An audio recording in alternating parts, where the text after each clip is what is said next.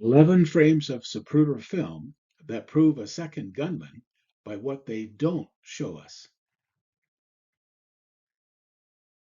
Usually, film footage reveals the truth by what it shows us. However, the most analyzed short motion picture in history, the Zapruder film, appears to reveal the truth by what it doesn't show us. For several decades, official investigators, historians, reporters, researchers, and film experts have exhaustively studied the 486 Zapruder frames that capture the controversial assassination of President John F. Kennedy. Like most researchers, I had seen the Zapruder film countless times, but on this occasion, something caught my attention that I had not noticed before. I was stunned. To be more precise, I wasn't stunned by what I was seeing. What made it perplexing was that I was stunned by what I was not seeing. I couldn't help but wonder, how could the Warren Commission have missed this? And how could it have gone unnoticed for all these years? Even online searches failed to turn up any mention of it. Could the most scrutinized film in history have somehow hidden it for all these years? Or was I imagining something that really wasn't there? You be the judge. No, I hadn't discovered an image capturing a second gunman in Daly Plaza or anything that profound. To the contrary, what I discovered was so subtle. That's what made it so easy to miss, despite the ramifications of it being enormous. To be more specific, what I couldn't see made me realize that the shot that caused JFK's explosive fatal head wound could not have come from an assassin above and to his rear. Can you spot it in this Zapruder frame 312, just 1/18th of a second before the deadly headshot?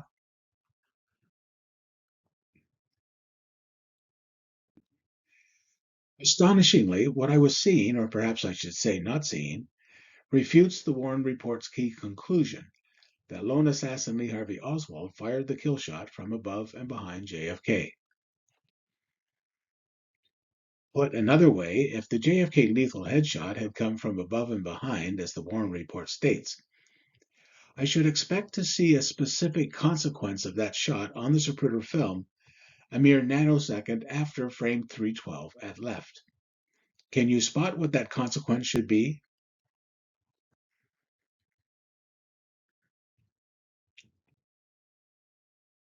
Reading JFK Case Not Closed made me realize it is much more difficult to verbalize something that we can't see.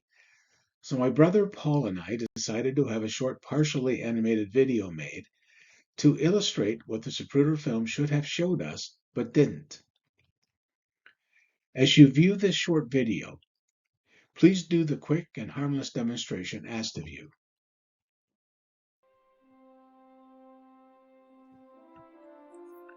On November 22, 1963, President John F. Kennedy was assassinated while riding in an open limousine in Dallas, Texas. After accused assassin Lee Harvey Oswald was murdered by Jack Ruby before his public trial, the Warren Commission concluded that Oswald was the lone assassin who fired all 3 shots from above and behind the limousine. Newton's second law of motion states, when a force acts on an object, the object accelerates in the direction of the force. To demonstrate this law, gently tap the back of your own head with your hand and observe the result, and then ask yourself this question. If the JFK fatal headshot came from above and behind, as concluded by the Warren Commission, why doesn't the Zapruder film show the following result? Are we to believe that a high-velocity, high-energy bullet impact to the rear of the president's head didn't cause a forward movement any more than a gentle tap to the back of your own head? So, why doesn't the Zapruder film show these physical reactions from Jack and Jackie?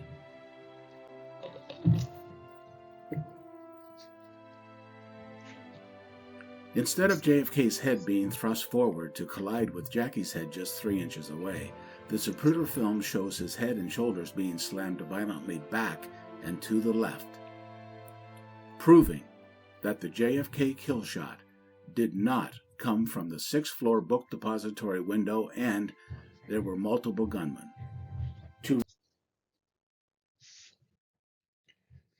Zapruder frame 312 at left, just 1/18th of a second before the fatal headshot, shows JFK's forehead is no more than 3 inches from Jackie's right cheekbone. But their heads never make contact because of JFK's instant physical reaction to the kill shot at right. How do we explain this?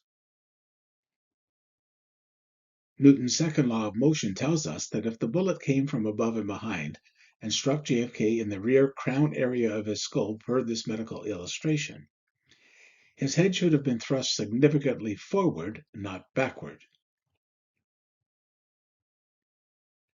JFK's forehead should have been propelled forward to collide with Jackie's right cheekbone no more than 3 inches away. But this did not happen. Even if Jackie was not seriously injured by JFK's head as a result of a shot from behind, it is reasonable to conclude that she would have likely been startled enough to prevent her from climbing out onto the trunk of the car, as seen in frame 375. In Zapruder frame 375, mere moments after the lethal headshot to JFK, Jackie subconsciously reacts to seeing a piece of her husband's skull fly to the back of the car and climbs out onto the trunk to retrieve it.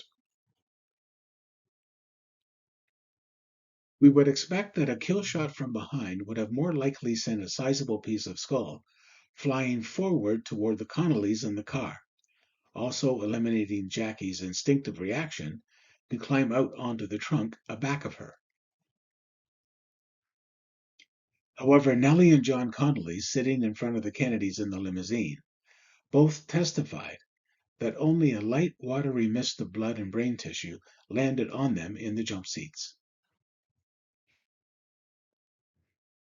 If it is also reasonable to expect a high-velocity, high-energy copper-jacketed bullet impact to the back of JFK's head to cause a greater frontal movement than the gentle tap of your hand to the back of your head, then how are we to explain why the president's head did not collide with First Lady?